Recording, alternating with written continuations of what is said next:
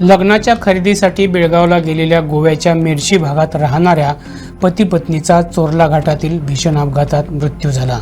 मोहन रामदास वाघमोडे वय वर्ष 58 आणि रेणुका मोहन वाघमोडे वय वर्ष 48 अशी मृतांची नावे आहेत।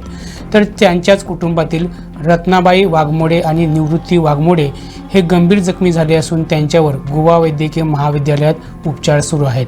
हे चौघेही एका इको कारने लग्नाच्या निमंत्रण पत्रिका छापण्यासाठी आणि इतर खरेदीसाठी बेळगावला गेले होते। खरेदी आटपून शुक्रवार 6 मार्चला रात्री उशिरा ते घरी परतत होते, पण रात्री 11 वाजण्याच्या सुमारास चोरला घाटातील एका धोकादायक वळणावर त्यांच्यावर काळानं घाला घातला। मोहन हे कार चालवत होते। त्यांचा कारवरील ताबा सुटला आणि कार थेट दरीत कोसळली। अपघात इतका भीषण होता की गाडीचे प्रचंड नुकसान झाले। अपघाताची माहिती मिळताच स्थानिक प्रशासन आणि बचाव पथकाने घटनास्थळी धाव घेतली, मृतांना बाहेर काढलं, जखमींना लगेच इस्पितळात पाठवून दिलं। या घटनेमुळे घरातील मंगल कार्यासाठी आवश्यक असलेल्या खरेदीची लगबग सुरू असतानाच हा दुर्दैवी अपघात घडल्यानं दोन्ही कुटुंबांवर दुःखाचा डोंगर कोसळलाय।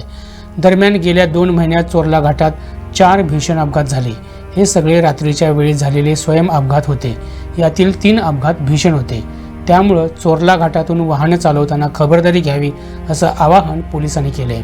गोव्यासह महाराष्ट्रातील महत्त्वाच्या घडामोडी जाणून घेण्यासाठी आमच्या प्रुडंट मराठी यूट्यूब चॅनलला सबस्क्राईब करा।